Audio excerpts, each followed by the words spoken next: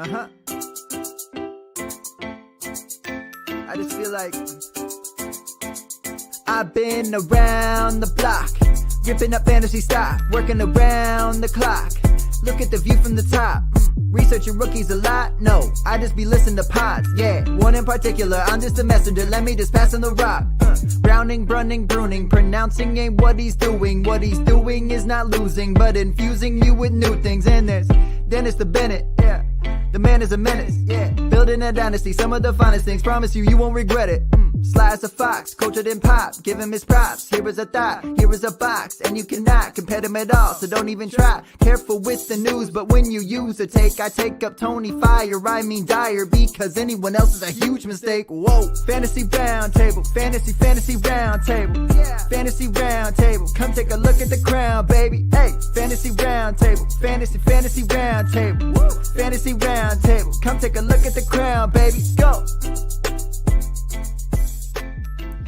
What is going on, everybody, and welcome to another episode of the Fantasy Football Roundtable Podcast. It is Monday, November 15th, and as always, we are proud to be a part of the Pigskin Podcast Network. You can find them at PigskinPodNet on Twitter, or you can search the hashtag TPPN as you see at the top of our screen there.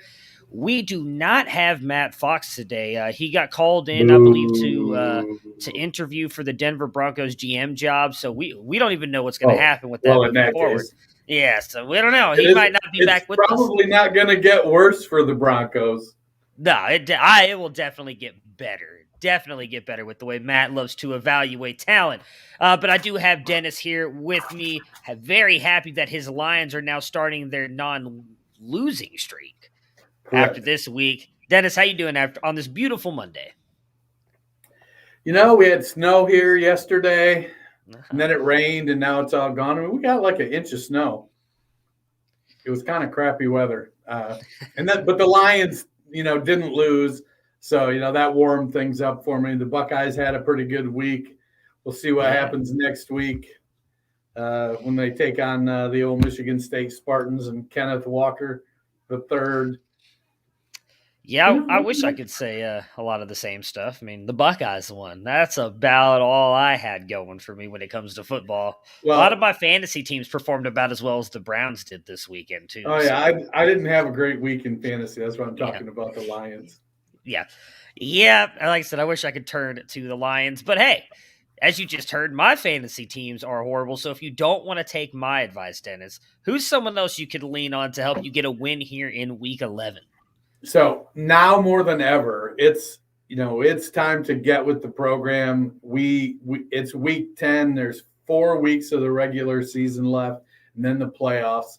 And I know what I'm using is the Flash Update Pro from Football Diehards. Get the tools that help Bob Harris reach the Fantasy Football Hall of Fame. The FootballDiehards.com. Flash Update Pro, a full suite of tools to make you a better fantasy manager. Rankings, configurable cheat sheets. I look so forward on Monday to the preview of free agents that might be available for the waiver wire, and then the full report that comes out on Tuesday from that. Hits my email every Monday and Tuesday, gets me going.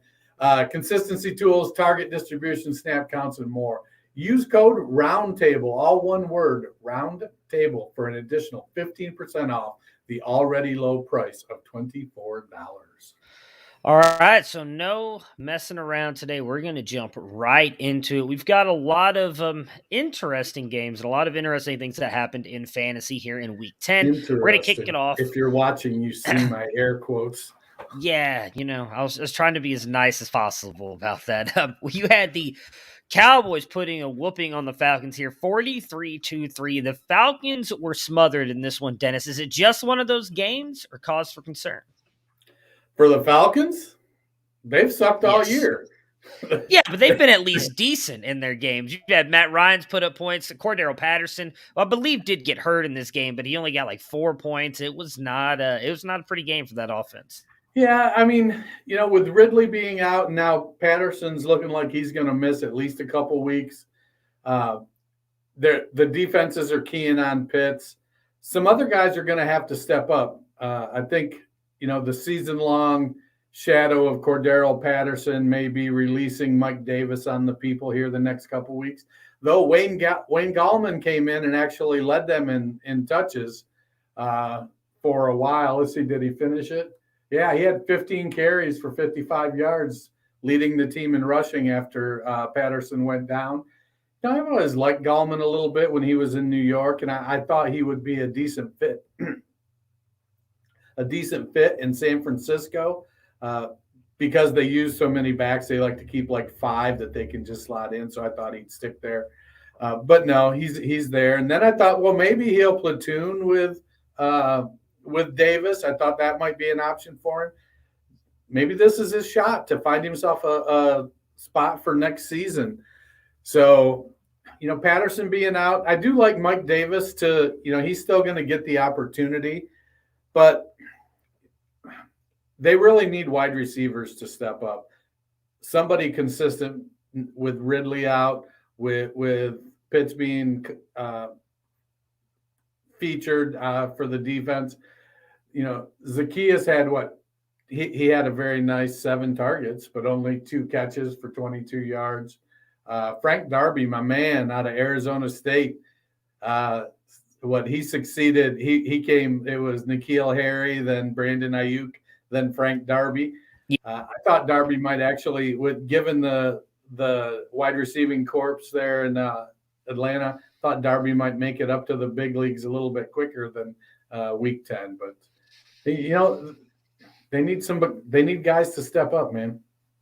Yeah, and I think once Ridley went out, we kind of expected this might be a bad wide receiver core. He was clearly the best of that group. He helped really, I think, Pitts be able to kind of break out those couple games there. That doesn't look like that's going to continue now with a couple bad games in a row. I do expect them to get it turned around. The Cowboys do have one of the better defenses in the league, and they showed that yesterday when that offense gets rolling like it did yesterday. CeeDee Lamb on that first drive was amazing. Zeke, was scoring touchdowns, didn't really do much outside of that, but Dak looked on point after a bad week for him.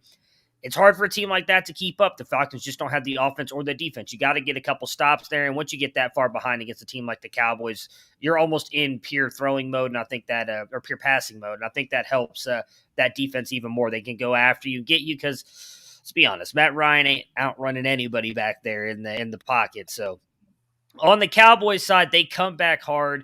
I do think they are back on track here. We talked a little bit about it last week. I think Dak looked as rusty as he did because he was coming back after being off for 2 weeks. He looked good. That whole offense looked good. The biggest thing, Zeke, they didn't really use him much that I saw. I did not get a chance to watch this entire game. I did see he was used a lot in the red zone. I believe he got 2 rushing touchdowns, maybe. Is that correct? That is correct.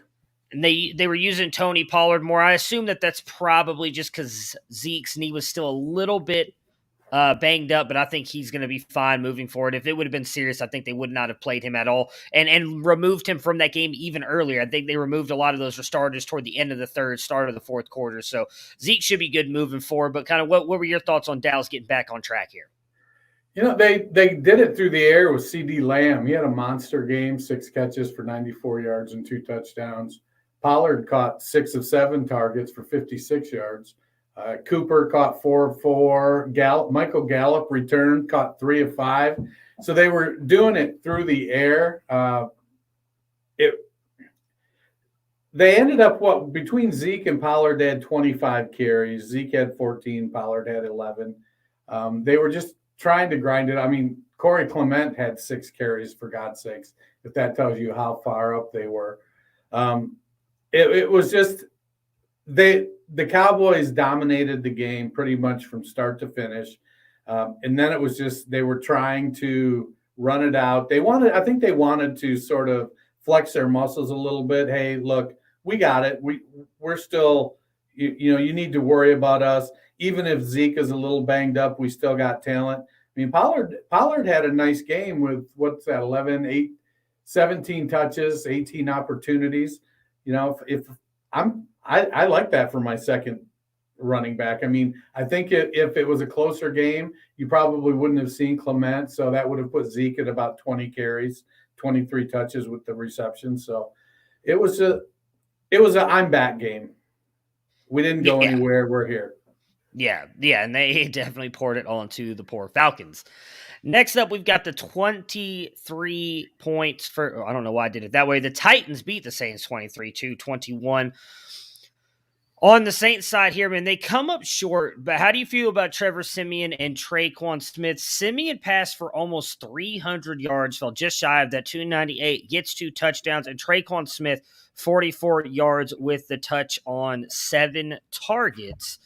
Is that kind of the duo you want if you're trying to pair somebody here for the Saints offense? I think so, as long as, like I said on Friday or last week, whenever we talked about it, that if Siemian, don't be surprised to see more Taysom Hill if Siemian struggles.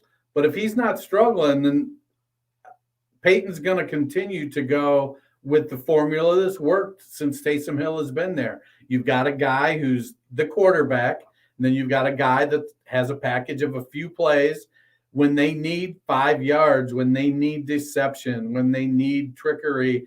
Taysom Hill is that guy. As long as Siemian is producing, 298 yards and 2 touchdowns, they're going to keep letting him do that. And for all the buzz Callaway had at the beginning of the year, he just never quite delivered consistently, and that allowed Traquan Smith, when he got healthy, to step in. So now they've got, between Harris, Smith, and Callaway, they've got probably 3 borderline 2s, 2 wide receiver 2, wide receiver 3s. One of them is going to have to step up and take a big step and become that guy. I don't know if one will do it before the end of the season, playing with a 3rd-string quarterback and a gadget guy. I don't know if you're going to see that happen. But I would probably going into the season, Traquan Smith was my bet for that. I would stick with that now, given how he came back and the role he stepped into. Yeah, I'm honestly looking at Deontay Harris a little bit more than I am Marquez Callaway. He's had a pretty good run here the past couple games. 84 yards, 52, 35, 72, and a touch in 52. And he's getting a decent amount of targets, 4, 8, 7, 4, and 8. So, I mean, he's been targeted a little bit in this offense. I think he clicks better with Trevor Siemian. I don't know, but he might be a guy to be willing to throw on the end of my bench and see if he continues this role, almost like an Agnew did for the Jaguars. Had a couple big weeks, people added him, and now he's almost like a must start. So he's a guy I'd be looking at. The Titans survive here. No Henry, no Julio. Julio placed on the IR on Saturday. I mean, what do we expect from this offense moving forward? I hate to dog the Tennessee Titans, but I kind of feel like they're the worst 8-2 team I've seen in a while. I do not think that they're that good. Maybe I'm just being a hater, but I don't really love what they're doing here. I mean, Foreman 11 carries, Peterson didn't look great again. McNichols nothing. I mean, I don't even know who it was. Was it Marcus Johnson, right? Marcus Johnson comes out and has the big game. 100 yards on 6 targets, 5 catches. I mean, just ugh. So Marcus Johnson, when given the chance in Indianapolis, had some really good games. But he's one of those guys that doesn't have elite measurables. And so, from an athletic profile perspective, he doesn't jump off the paper at you, but he gets it done, kind of like Zach Pascal. He gets it done. And I think from the Colts point of view, they only had so many spaces for guys like that. And that's why Johnson was let go. Well, Johnson now is getting the opportunity, and he's making the best of it. He played well enough that they let Josh Reynolds, one of their free agent signees in the offseason, they let him go because he wasn't getting any playing time because Johnson had stepped over him. I liked Deontay Foreman. While other people were picking up Adrian Peterson, I was picking up Deontay Foreman. Do I think Deontay Foreman is going to consistently get 25 carries like Derrick Henry did? No, but I think Foreman and McNichols can form a good running pass catching duo that can be serviceable and have some real good games. Foreman is showing some explosiveness. He's is he what, 3 years now removed from a torn Achilles? I believe so. At least two. At least two. I mean, he's a guy that, and given his size, I bailed on him after the Achilles. Nobody has ever come back, but it seems like with Foreman, with Mack, and then the way that Cam Akers is looking, it looks like we may be in the situation where Achilles tendon surgeries and medicine are improving and making that less of a career ender.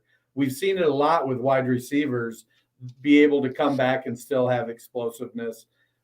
Running backs have always struggled with it, but now it looks like some of them are starting to overcome the torn Achilles. So I like Deontay Foreman. He's like 6'1", 230 or something. He's a big dude. Not as big as Henry, but he's a big fella.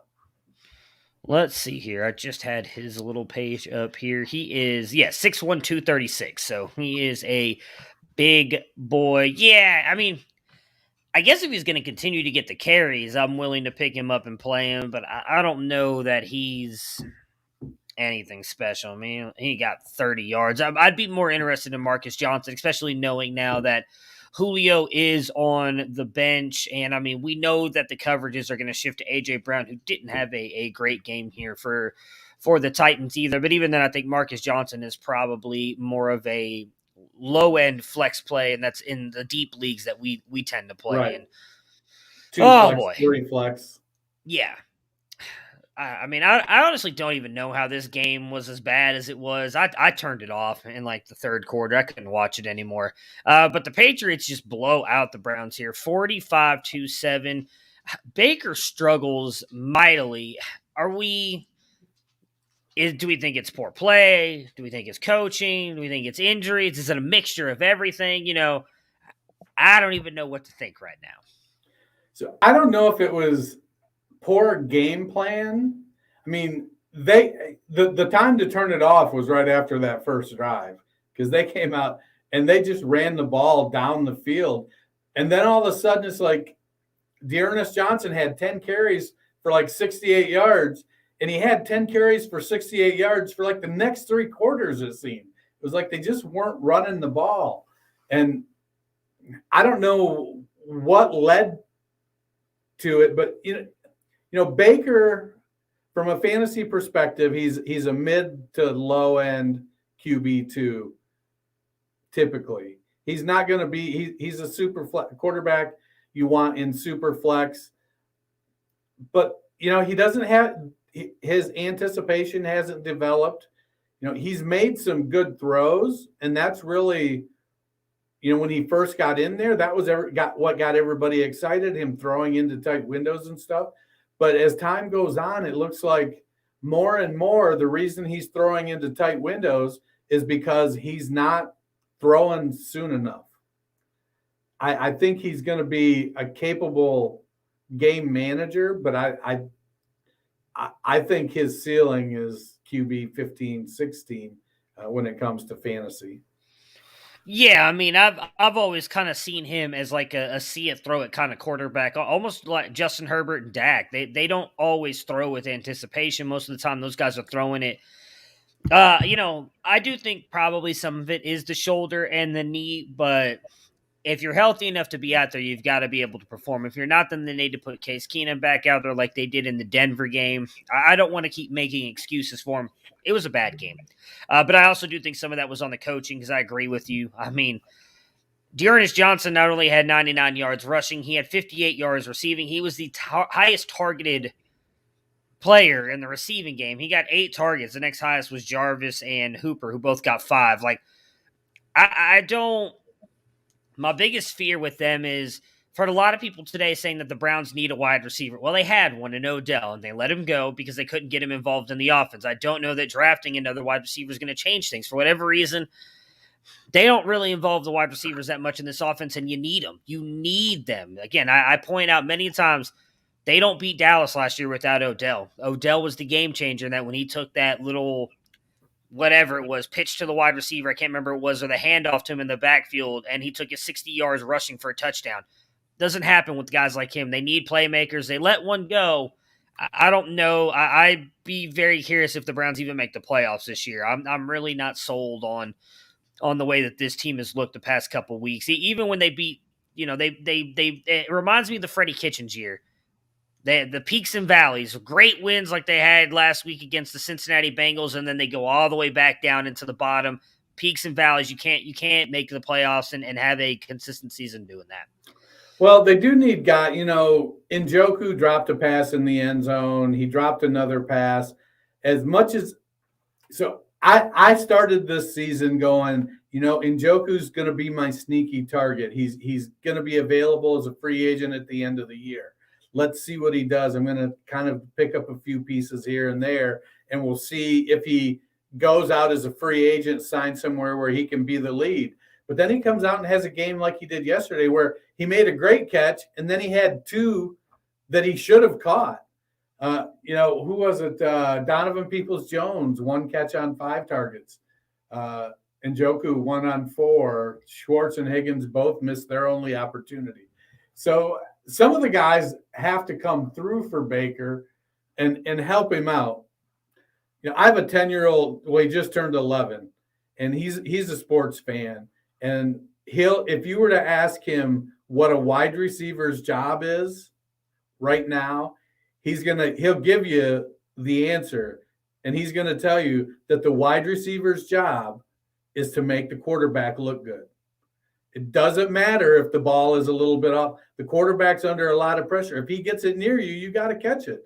That's your job as the wide receiver, and we don't see that enough in Cleveland.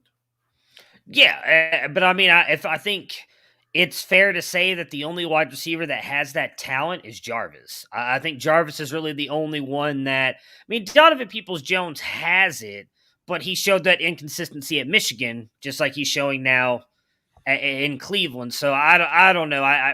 Again, a lot of people are talking about them needing to draft a wide receiver. I don't know if that fixes all their issues, but they need Nick Chubb to be healthy. I appreciate D'Ernest Johnson, but he's no Nick Chubb. He's honestly he's no Kareem Hunt. No, I agree with you. I mean, he's where he is for a reason. I think his ceiling is the second running back on a team. Yeah, and but Nick Chubb, when you've got Nick Chubb clicking, that D'Ernest Johnson isn't going to take it 75 yards. Nick Chubb is going to take it 75 yards. I saw Johnson break through the secondary one time yesterday and get caught, and I thought, Nick Chubb doesn't get caught there. Yeah, he got caught from behind. Yeah, I mean, I'm with you. I think Nick Chubb makes a big difference in that game, but I mean, I think we both agree he doesn't make a 38-point difference. Maybe they score 17 points, but not having Chubb there, and that does matter because that is what Stefanski's offense likes to do, right? They build it around the run, and having a guy like Nick Chubb there helps. Is it time? Well, I guess this is really a question for me because you had the Patriots, I believe, winning the East and in the playoffs. I did not even have them in. But I think it's time to view them as serious contenders in the AFC East and to make the playoffs. I mean, Mac Jones, again, he's doing exactly what Bill Belichick wants you to do, distribute the ball. And he had some impressive throws yesterday. I mean, he was my QB4 in this class. I had him above Zach Wilson. And I don't think it's unkind to say that he's playing as the best rookie quarterback right now. He has outperformed Fields, he has outperformed Lance, and he has outperformed Trevor Lawrence. He's just been the better QB so far this season. I mean, the touchdown throw he had to Kendrick Bourne in between the two defenders was a great throw. I was happy to see Jacoby Myers get his first touchdown yesterday as well. Man, this is a good team. And on top of that, you talked about the running game. Ramondre Stevenson stepped up in a major way with Damian Harris yesterday in concussion protocol, goes for 100 yards and 2 touchdowns on the ground. Could have had 3, also had 14 yards on 4 catches. Does Damian Harris is he losing his job, or is this more of just going back to, because I believe they had like a 60-40 split before Stevenson fumbled the ball, and then he was like a healthy and active for 2 weeks. No, I think it's gonna go back to being a hot hand situation. They're gonna probably be that 60-40, 55-45 split, and then when one of them takes off on fire, that one's going to get some run until they get stopped a couple, 3 times. And then they're going to pop the other guy in there and see what he can do. It's going to be frustrating for fantasy managers because you're going to, again, well, I will say it'll be less frustrating for Stevenson managers than Harris, because regardless of what Harris did catching the ball in college, they just won't throw the ball to him. Belichick's like, I'm not throwing the ball to this guy, even though he caught 60 passes or something in college. Yeah, it was. So that may be a little edge to Stevenson. But yeah, Stevenson looked good. He was explosive looking. He was powerful, ran the ball with authority, caught the ball really well. I think as far as what they're going to do, they got 8 defensive players back from the COVID exempt list going into this year. We knew their defense was going to be better. They don't have a lot at wide receiver, and we love the Jacoby Myers story, but Nelson Aguilar has really struggled. Kendrick Bourne hasn't been very consistent. That was the ball placement was really good on that, but that was more about Bourne being able to catch that ball there than it was Mac's throw, because it wouldn't have taken much for that to be incomplete with that coverage. And Bourne went up and just took the ball away from the other 2 guys as he was diving into the end zone. I feel like they're going to circle back. They're going to continue to reinforce their interior, their line. They're going to continue to build from the inside out, and they'll add some dynamic playmakers on the outside. But I think going forward, I think Belichick is pretty comfortable with his running back core of Harris and Stevenson and Taylor and White and Bolden.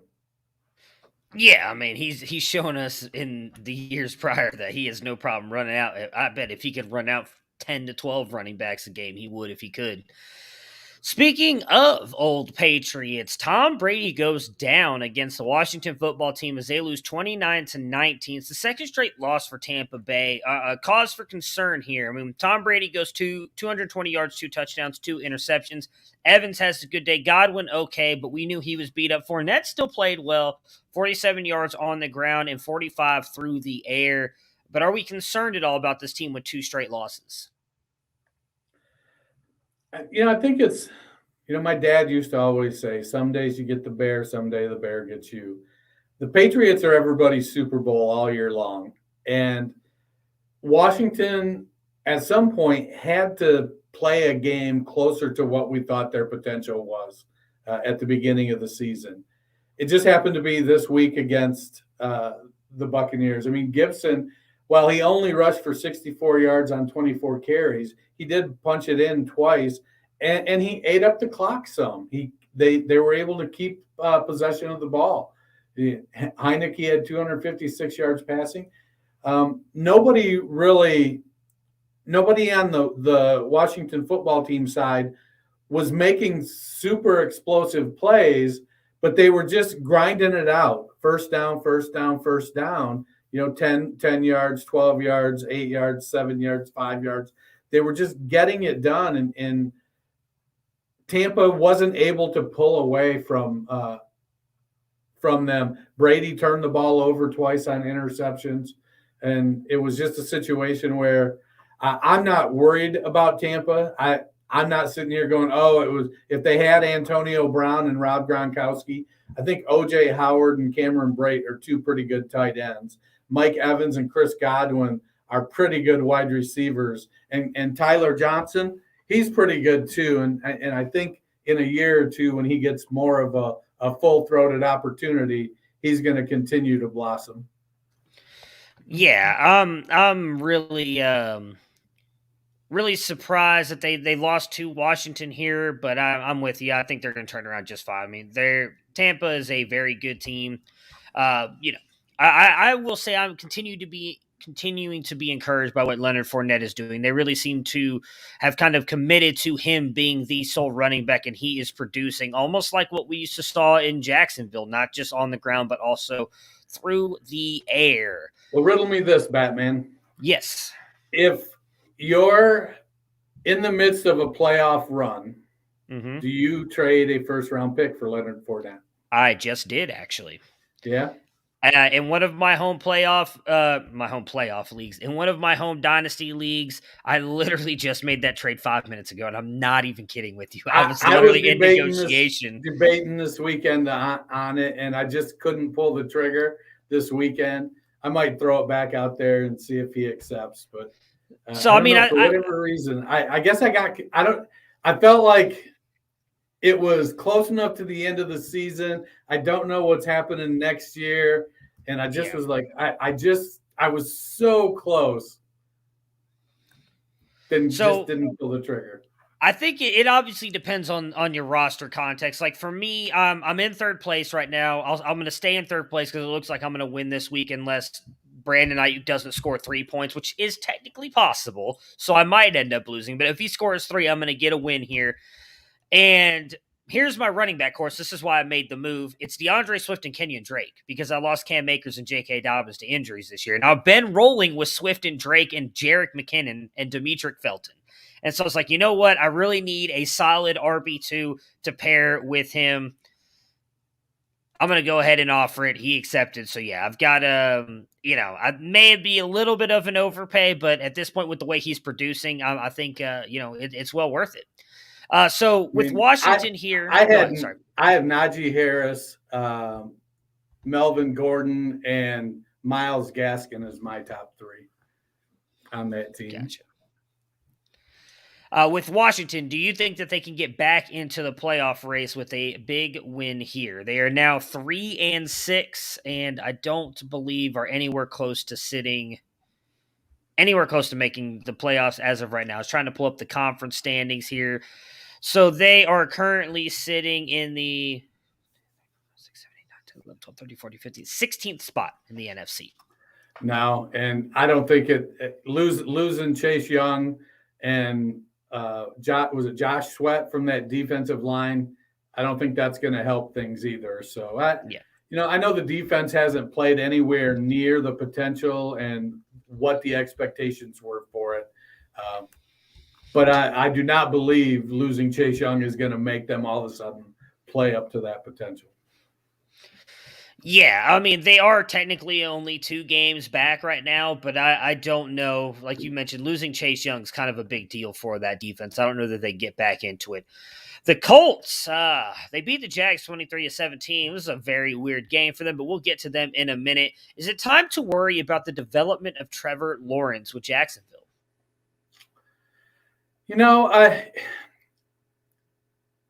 So we didn't, we being you and I, did not have great expectations for Urban Meyer as an NFL coach.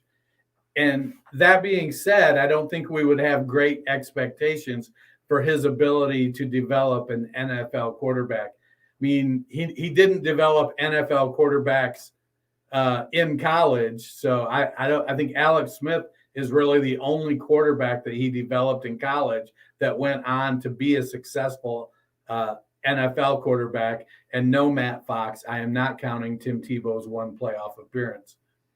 I don't think we need to worry about his development. I just think we need to temper expectations on what that timeline is. He's playing. He's going to be more along the lines of, the Troy Aikman, the Peyton Manning, the Andrew Luck, those guys, their first year, where they had to learn the NFL. They had I think his study habits, I think his work ethic are things that are going to carry him through and push his development. Those were all things that Manning and Luck and Aikman that they did. They started off, they some of them, I think Aikman might have went winless his first year, only won 1 game. I think Peyton only won 2 games his first year. So when you are going into that situation, and they were bad. Jacksonville was a bad team. They changed coaches. They had the number 1 pick in the draft, and not via trade. So I think if we pull back and say, look, let's look at this. Let's see what happens next year. Is he doing the right things this year? There's going to be time. He's going to have those 125-yard games. He's going to have turnovers because he's learning to read NFL defenses, which are more sophisticated than college defenses. I don't care how many times you play Nick Saban. I think temper the expectation on the timeline, but don't be too concerned about the development. Yeah, I think I'm with you. I mean, Trevor is... I don't like the generational thing, but he's a very good quarterback prospect, has been. He was very good in college, and he's made some very impressive throws with Jacksonville this year. I don't think we can write him off just yet. I was saying in the beginning of the year that Urban Meyer and Darrell Bevel were not going to run an offense. I thought that was going to be good for Trevor Lawrence. Marvin Jones hasn't looked that good. They lost DJ Chark. They don't really have much around him outside of James Robinson. I don't mean any disrespect here, but Dan Arnold. Dan Arnold, I think, is actually proving he's a decent tight end, but I don't know that you want to run your offense through Dan Arnold. You need a really good wide receiver. So I'm worried because if Urban Darrell Bevel stay there for 3 to 4 years, I don't know that he goes the Daniel Jones route, but I could see him struggling to be the guy that we all hoped he was going to be coming out of college. But I'm with you. I'm not worrying yet. I think it's just, hey, it's his rookie season. We got a little spoiled with some of these guys, these quarterbacks that came out in their rookie years and had like these massive years. And realistically, if you look at it, Mac Jones, who was the one that everybody said was the worst of the 5, has actually been the best of the 5. I don't think some of that is a situation in the way that the team has played around him and they built around him. So not too worried about him just yet. On the Colts side here, they claw back to being 5-5. They're in the playoff mix. I mean, I guess you can't say are you frustrated with Jonathan Taylor, but 93 yards and a touchdown in the first quarter, and then he gets 12 carries for like 12 yards after. I mean, what the hell, Frank Reich? But he was great. Pittman are great. Have we kind of pivoted to those are the only 2 guys that we're really trusting in our lineups every single week? They're not getting squat from the tight end position. I think T.Y. Hilton was back last week. He couldn't catch a cold. Nyheim Hines, even who's typically reliable in the passing game from the running back spot, didn't do much. I feel like they're the 2 you start without reservation.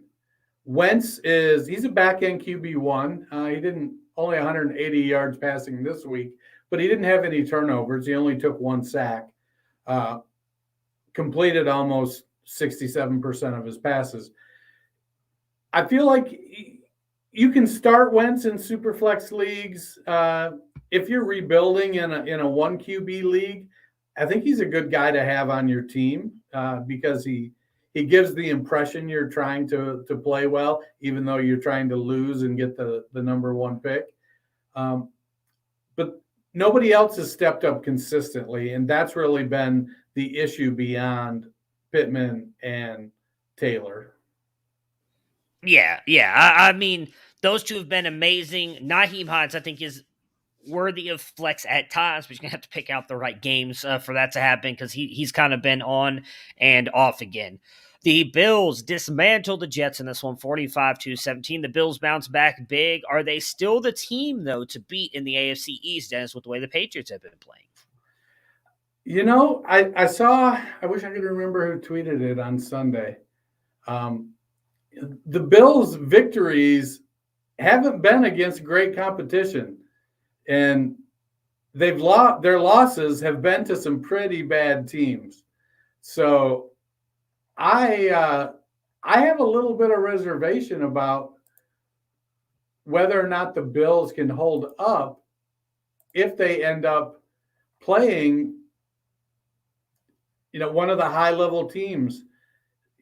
Maybe it's a situation where they're playing down to the level of their competition. So when they play Kansas City, they're going to play better. When they play New England, they're going to play better. But those types of teams are dangerous because you just never know what you're going to get. And they end up losing to teams like the Jaguars, teams like the Dolphins. So they have to get their heads straight. I would have expected in a game like this, Zach Moss to have more than 7 carries for 27 yards it felt like a 15 carry game for Moss. Get him in there, get him grinding. But, Matt Breida ends up with 2 touchdowns. It was kind of silly. Yeah, I mean, he got the one receiving and I believe one rushing. Yeah, I'm with you. I think the only reason they didn't pivot to the run game in this one is because that offense has kind of struggled the past couple weeks. I mean, they did just score I believe it was 2 field goals against Jacksonville, losing 9-6. In the week prior, I think they wanted to kind of get Allen back on track a little bit here and them looking good. For the Jets side here, is the Mike White experiment over? I mean, did the Mike White experiment really start? It did for 1 week. It was amazing. It wasn't an experiment. The only reason he was in there was because of an injury to Zach Wilson. If it was an experiment, they would have been like, Zach, we know you're healthy, but we think you need to kind of watch a couple games and sort of get a feel for the NFL. So it wasn't an experiment. It was a desperation start, as evidenced by their, hasty trade for Joe Flacco, and then not having him active until this week. So is the Mike White experiment, I mean, it's Zach Wilson's team when Zach Wilson gets healthy. Yeah, I'm with you. I mean, I made jokes about him being the franchise quarterback, and a lot of that came from the fact that, my God, I can't remember his name now. It just jumped out of my head. But their head coach, I don't know why I cannot think of his name. It's driving me crazy. Yeah, Robert Saleh kept talking about White being like, oh, well, we're going to play the best quarterback and this and that. It was just weird that he didn't fully commit into no, when Zach Wilson's healthy, he's back. But yeah, I'm with you. He is I believe he has a chance to play within the next coming week, so we'll see Zach Wilson back on the field. The Steelers and the Lions tie 16-16. The Lions nearly, though, pulled it off, but they settle for the tie. Swift dominates. Is this a good sign for him moving forward? Swift was having a great year to begin with. He was being very productive both on the ground and through the air. It was a little, I would have liked to have seen him average a little more than 3.9 yards per carry. But Swift looked good. He's a really, really good running back and deserves all the accolades that he got coming out. If I'm Detroit, they want to make him Alvin Kamara in the Hawaii blue. So by all means, go for it.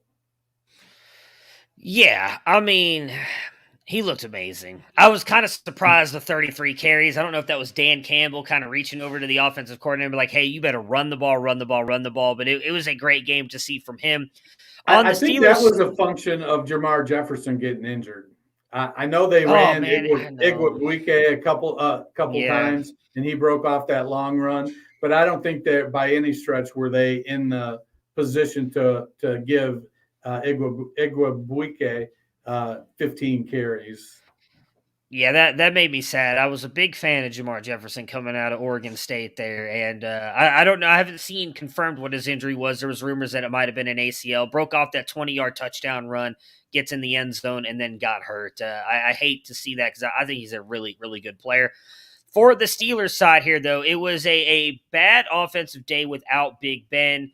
Any real takeaways here? I mean, Deontay Johnson fumbled the ball. Pat Freiermuth struggled in the overtime. Najee still continues to dominate. I still find it crazy that these players don't realize that a tie can end as a tie. Najee talking about that at the end of the game. It's been like that for years. But just, is there anything really to take away from this? Or is just hey, Big Ben wasn't here. Let's just move on. I mean, Mason Rudolph is what Mason Rudolph is. Jared Goff is what Jared Goff is. To expect anything other than Swift and Harris dominating would have been naive, I think, on our parts. All right, well, we're about to be on to week 11, Dennis. So if you're struggling and you want to make a little bit of extra money, if you're not sure you're going to be able to make the playoffs in your home league, what is one way you can go about doing that? Well, I know what I'm doing, and I think I would encourage you to do it as well. We play in a lot of leagues, so there's a chance we have at least a couple that are competing for the playoffs. But we also have plenty of teams that are not, and we need to kind of find something to fill that void. And DFS is the way to go with that. Fans, who's ready to score some free bets? Now you can when you bet on any NFL game this week with DraftKings Sportsbook, an official sports betting partner of the NFL. New customers who bet just $1 on either team to score can win $100 in free bets. When a team scores, you score. If Sportsbook isn't available in your state yet, DraftKings won't leave you empty-handed. Everyone can play for huge cash prizes all season long with DraftKings Daily Fantasy Sports Contest. DraftKings is giving all new customers a free shot at millions of dollars in total prizes with their first deposit. Download the DraftKings Sportsbook app now. Use promo code T as in Tom, P as in Paul, P as in Paul, N as in Nancy. That's code TPPN and bet $1 on either team to score and win $100 in free bets. If they score, you score with promo code TPPN this week at DraftKings Sportsbook, an official sports betting partner of the NFL. Must be 21 or older, New Jersey, Indiana, or Pennsylvania only. New customers only. Minimum $5 deposit and $1 wager required. One per customer. Restrictions apply. See DraftKings.com/sportsbook for details. Gambling problem? Call 1-800-GAMBLER. The Eagles upset the Broncos here. I know you and Matt, I believe, have picked the Broncos. I was all in on Jalen Hurts having a good game here. While he doesn't do much through the air, he gets the win. Just 178 yards, 2 touchdowns, 1 interception. Does add 53 yards on the ground, but Devonta Smith has the huge day. He is the recipient of both of those touchdowns. Gets 66 yards as well. Are we believing in Devonta Smith as a fantasy starter again? He's a flex starter.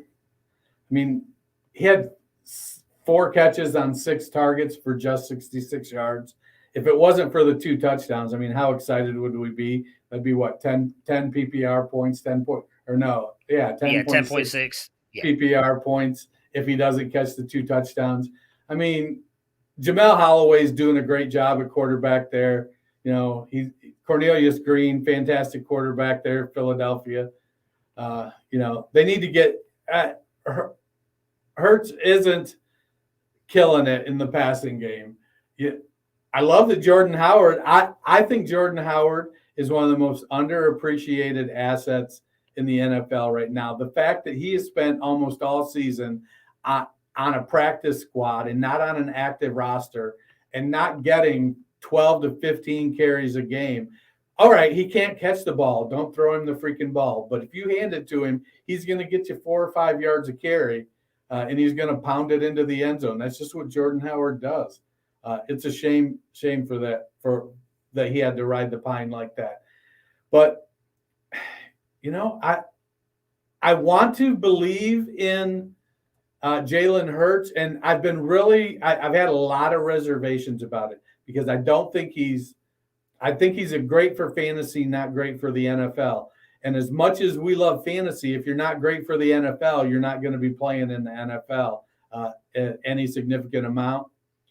But in looking at what the quarterback class looks like next year and how they're playing the game, I feel like unless he literally starts going, 5 for 20 for 50 yards, I think you can count on Jalen Hurts to be in Philadelphia at least the rest of this season and next season. And if they're going to replace him, I think they look to the 2023 draft class as opposed to the 2022. Yeah, I mean, I've been saying that all along. I really don't think they're going to get rid of him. He's not played bad enough, in my opinion. He hasn't played great, but he's been a good quarterback, not just for fantasy, but for NFL purposes. He really hasn't turned the ball over a lot. They're 4-6. I mean, yeah, but I mean, the losses haven't been because of him. That he hasn't done anything, I think, that's really cost them a loss. They're just not an overall good team, and that's why I think you can't really judge him solely on that. You've got 2 first-round picks this year. Build a little bit. See if maybe you can improve this team, and if he is the guy. And then if not, then yeah, in 2023, you attack that quarterback position because he's going to be, I think, a year away anyways at that point from – because he was a second rounder, so he only gets that 4-year deal, I believe.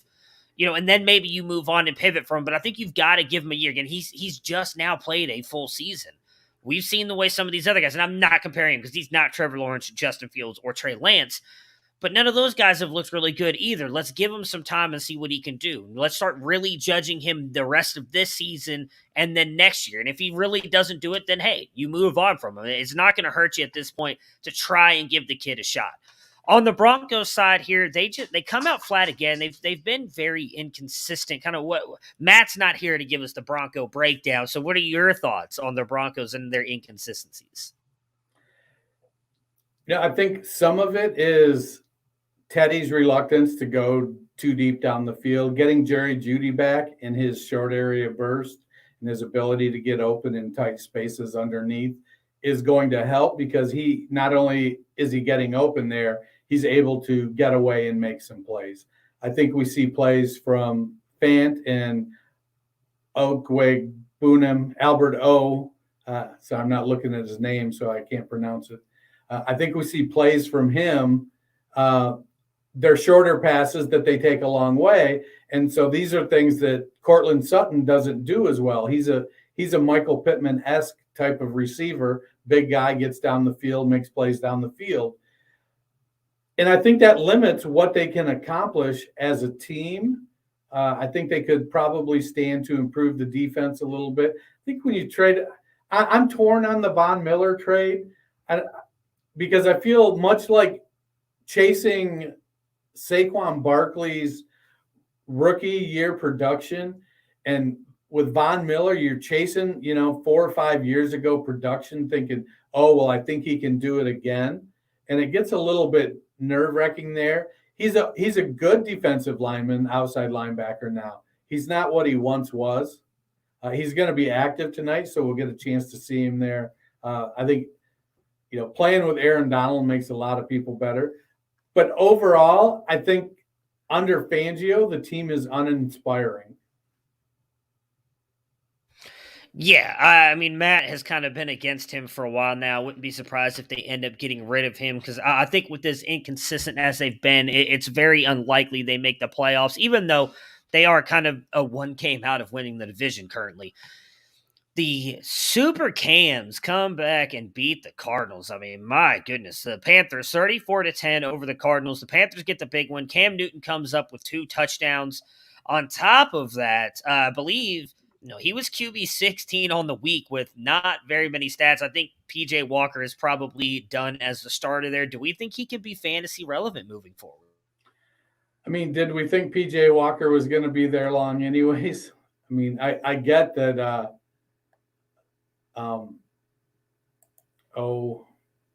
Darnold injured himself and was going to be out for a couple 3-4 weeks. Now he's on IR. He's with Cam back now. They paid Cam to be the starter.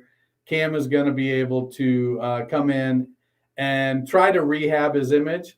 But if he can't throw the ball downfield, I think it's going to limit what he can do. It'll be more of what we saw yesterday, which is he's going to run the ball. He's going to make short passes and do things like that. I do think Cam right now is the best quarterback on that team. He's going to step in. He's going to take over. And even if Darnold returns, I think it'll be hard to get Cam off the field, though I don't know that the outcome is going to be the playoffs for Carolina. Yeah, I mean, I hope that he does. I hope he plays good. I love Cam. It was so great to see him back there. Everything that was going on in Carolina, him like leading the huddle and being the leader that he is. But the last we saw him, he did not look great. So it's kind of hard to believe that he will be that. He was fantasy relevant at times because the Patriots were just running him into the end zone all the time down there. Right. But we need to see more passing from him if he's really going to keep that consistency. The Cardinals have one more game before the bye week. Do you think we see him this week? I don't think so. I think it makes sense, even though they're McCoy, he played well in the first game, not as well in this game, and then he got injured. Streveler came in. He went what? He was 6 for 9 for 36 yards. If I'm Cliff Kingsbury, I'm 8-2. I'm sitting here going, well, even if we lose, we're going to still be 8-3. We're still at the top of the heap in this division. We're still poised to be able to make a run. And honestly, we've seen it's not whether or not Kyler Murray is making plays downfield with his legs. It's whether or not he can move behind the line of scrimmage with his legs. And that's the issue, because he has looked to not run this year. He has avoided, I don't know if avoided is the right word, but Murray has not ran this year for the most part, even when healthy. And that's helped the rest of the team to make plays downfield. But with the ankle injury, we're finding that he's not able to make plays behind the line of scrimmage to get himself into a position to make the throws. So it makes sense to sit him out one more week with the bye week coming. Yeah, I mean, I'm curious how close he is, because I mean, they said that he was close to playing this week. It was a game time decision that he didn't play. I don't know that they did this, but I'm curious if Joe Arizona Mixon was close for 14 weeks last year. Well, that one's a little bit different. I think I'm curious as if they looked at it as like, oh, well, it's the Panthers. We should be able to win this game, and the Panthers kind of blitzed them and obviously won the game. I mean, they are 8-2. They're still toward the top of the conference, but you can't really lose many more games. It's going to be very interesting to see if he plays. Maybe they just try and buy one more week. Like, hey, let's just give him this week, and then he's got the bye week, and then we're wheels up moving forward. So I agree with you. He hasn't been running that much this year, and I think that he's not trying to. He's really trying to beat teams with his arms. Probably one of the most surprising results of the game, the Vikings beating the Chargers, or the day, 27-20. It was a big day for Dalvin Cook. 2 touchdowns for Conklin. Is he relevant at the tight end position moving forward? Conklin, that's what, 6 or 7 touchdowns for him this year? That's a good question. I will look. I feel like he's been relevant because he's Robert Tonyan this year. He's catching the passes in the end zone. He's scoring the touchdowns. Three? Okay. 3 wow, touchdowns. sure feels like a lot more than that. I don't know. Let's see. What's Conklin on the season? Where is he coming in at? He is tight end 10, averaging 9.8 points a game. Is that? Oh, this is per the ESPN thing I'm looking at right here. I don't know if it's probably half point PPR. I just pulled up the first thing I saw. Through week 9 on Fantasy Pros PPR, he was tight end 16. So he probably 10 sounds about right, catching the 2 touchdown passes. I mean, he's not going to be any higher than 4th in the pecking order with Jefferson, Thielen, and Cook. But he's making the most of his opportunities. I mean, 5 targets, 3 catches. He only had 11 yards receiving. His receiving long was 5 yards. Is he relevant?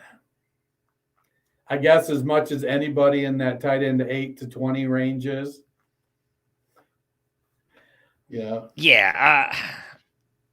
I mean, he's relevant, but I don't know that I'm still putting him in my starter spot. I think I'd still take a guy like, we were just talking about him. Now his name jumped out of my head. My goodness, Dan Arnold, because I think he's got a better chance to produce than Conklin. Because as you mentioned, he's at best the 4th option in that receiving game.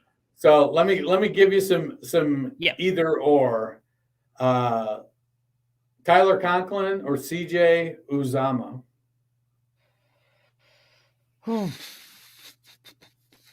Uzomah. He's been more productive this year, I think. He was tight end 10 through 9 weeks. Zach Ertz or Tyler Conklin?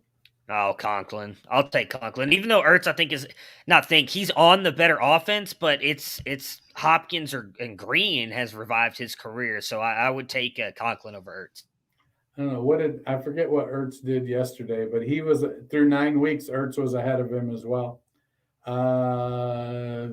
Jared Cook or Tyler Conklin? Because of your boy Parham and him continuing to get more work, I think I'd take Conklin. Yeah, through 9 weeks, Conklin was one spot ahead of Cook. Dawson Knox or Tyler Conklin? Oh, Knox all day. That's not close for me. He's still ahead of him, and he missed 3 games. So, yeah, that's cool. Let's move on. All right, the Chargers struggle again and drop to 5-4. Do you think that they can find some consistency moving forward? I think they have to. I mean, the struggle bus has been Mike Williams.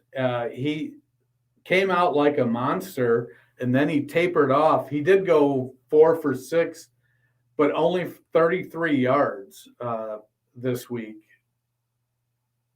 Allen caught 8 of 11 for 98. But Herbert's got to be a little more productive. He 20 for 34, but only 195 yards. So Eckler was getting a pretty good amount of work. 6 targets, 11 carries. It's I think there's been some inconsistency on the defensive side of the ball, and that's what's led to some of the issues with the offense. They haven't been able to put it together. They're playing catch up a little bit too much. And so the whole team needs to be consistent, not just the offense. Yeah, I think the defense is hurting them more than the offense is, although Herbert has not played great the past couple of games, which sucks. I mean, I've talked about this in the beginning of the season. I was all in on the Chargers, and I said they always find a way to disappoint you, and they're doing a really good job of that right now. The late night game that everybody was talking about with the return of Rodgers and Russell Wilson, and the Packers blank the Seahawks here 17-0. Russell Wilson looks rusty. I mean, I thought the Seahawks were in trouble, but do you think the Seahawks are in trouble? There's definitely some things starting to rear the head in the locker room, I think. DK Metcalf is starting to be, I keep seeing him today compared to Dennis Rodman. I don't know if that's apropos, but he certainly, yesterday was not the first time we saw DK Metcalf lose his cool. Gerald Everett led the team in targets and receptions, but he only 8 yards per reception. It was just I think until they get Chris Carson back, it's going to be an issue of balance. If Seattle doesn't have run pass balance, they tend to struggle. While Russ can lift the team up and they can make some big plays, they have to be able to have somebody that's going to grind the ball 20 carries and be productive for it to really work for them. Yeah, I'm really curious what happens with Seattle in the offseason. I mean, I think Pete Carroll's a great coach, but I wonder if maybe he's starting to outlive his welcome there. I mean, this team is not what they used to be. There seems to be a lot of issues in the locker room. We keep hearing rumors that Russell Wilson wants to be traded. He doesn't want to be there anymore, even though he comes out and says otherwise. I think when there's that much smoke, there's fire with that stuff. I'm very curious what happens with Seattle. They look like a franchise that could be in for a lot of changes this offseason. On the Packers side here, they cruise to a win. The defense played really good, but Aaron Jones gets hurt. Jones likely going to miss time. I believe I saw it was an MCL sprain. So what does this mean for A.J. Dillon for the next couple weeks? It means 0 RB drafters hit gold is what it means. Dillon looked good. I spent a considerable amount of time yesterday putting out crow-eating tweets. I was wrong on Dillon. He's playing a lot better than I thought he would. He's catching the ball a lot better than I thought he would even. He's a big dude, and he can move the pile. So he's not super shifty. At 6'1", 235, 240 pounds, you're not usually very shifty. So he doesn't try to play that game. I felt like him and Jones were a really strong complement to each other. It'll be interesting to watch with Jones out what Dillon does. Does Rodgers being another week away from COVID. Is he able to sort of turn that passing game back on and score 3 or 4 passing touchdowns, which will take the pressure off of A.J. Dillon in the running game? Rodgers didn't look terrific. I know he put up almost 300 yards passing, but it wasn't his best game. Yeah, I mean, I think Dillon's in for, at worst, like RB 13, 14. I wouldn't be surprised if he finishes as an RB1 just like Jones was every week. I mean, he's been good, and I'm with you. I was not in on Dillon either. I'll give a shout out to Kane Fassell, Devi Kane on Twitter. He was the only person that was talking about A.J. Dillon being a good running back, and when everybody was crapping on him getting drafted by the Packers, he continued to say that he's going to be the future of that running back backfield. He was all in on him, and he was 100% right. I mean, he nailed that, and Dillon has looked amazing.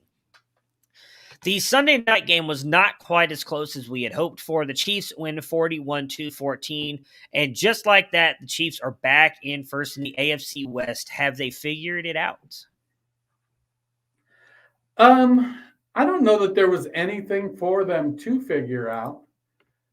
They play the way that they play. They didn't I don't think they changed their style of play. They just had some of the bounces that were going against them are going their way now.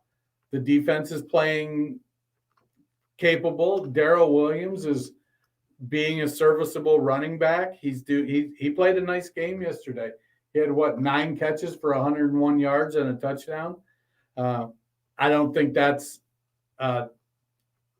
most dynasty players or fantasy players who have shares of the Kansas City Chiefs offense would prefer Tyreek Hill get that kind of volume or Travis Kelce get that kind of volume. But still, Kelce was 8 for 119 and Hill was 7 for 83 with 2 touchdowns.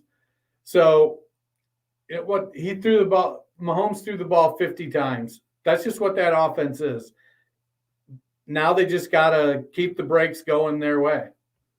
Yeah, I mean, let's hope. I mean, the Raiders are, I shouldn't say they're not one of the top teams. They were playing like a very good team, but I think that secondary is beatable. And we saw the Chiefs take control of that again.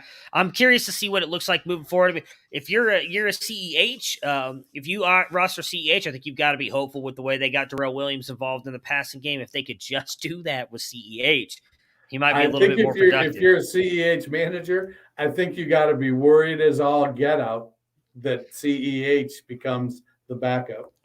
I don't know if he'll become the backup. I don't think Williams is going away, but I don't think he'll go to being the backup.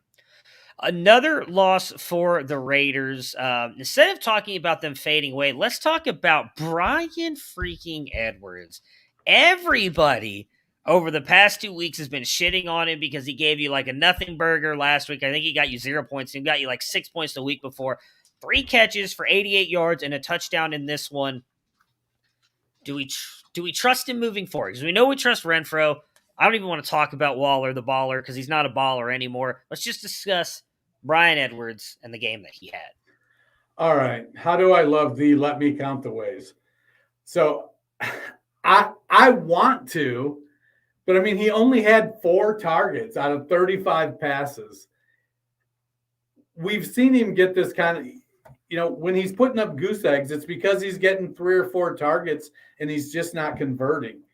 He needs to find the consistency and convert the opportunities. And when he does, then he will get 5, 6, 7, 8 targets a game instead of 3 or 4.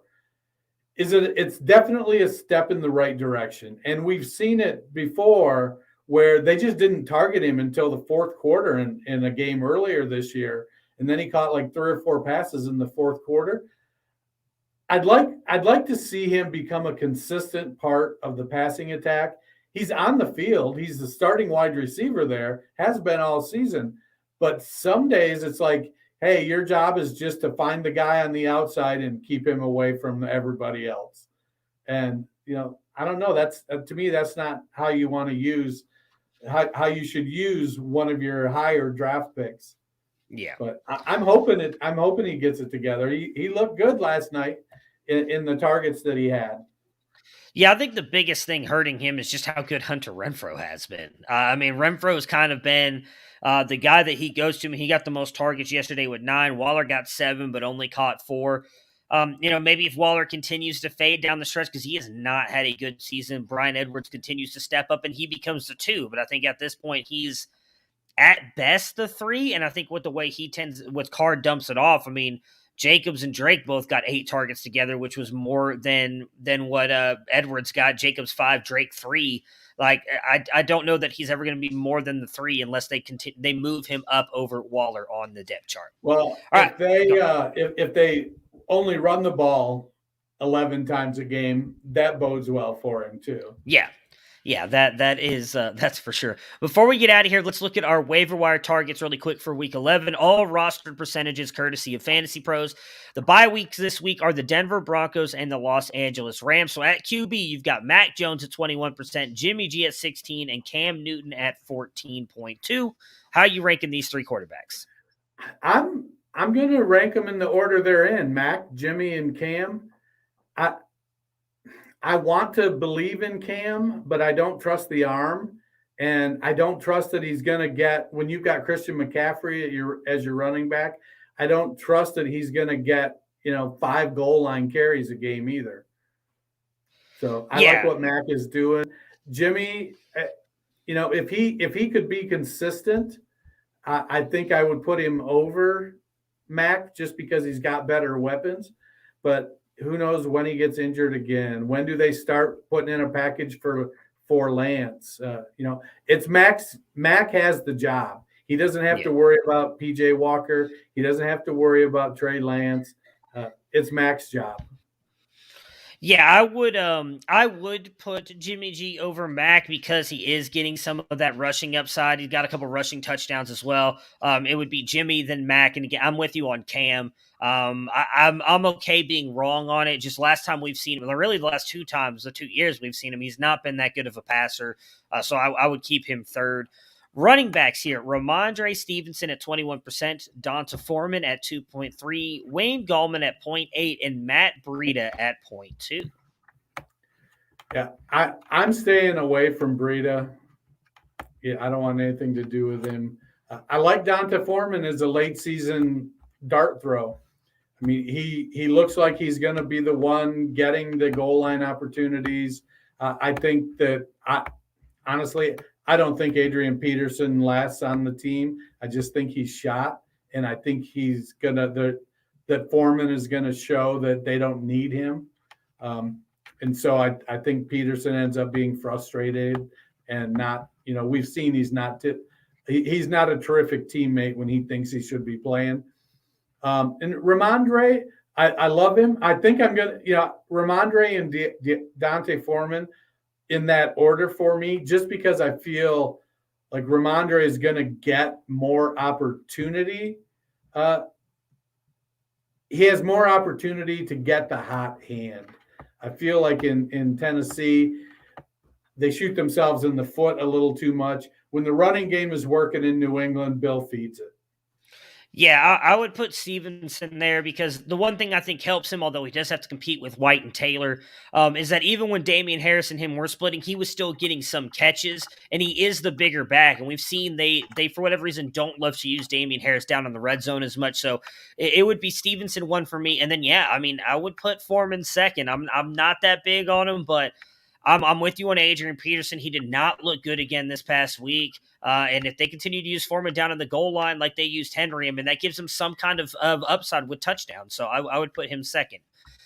Wide receivers: Bryan Edwards at 17.1, Jamal Agnew at 8.6, Deshaun Jackson at 7.6, Traquan Smith at 2.4, Deandre Carter at 0.7, and Marcus Johnson at 0%. Well, for me, number 1 is Jamal Agnew. He's getting the targets in a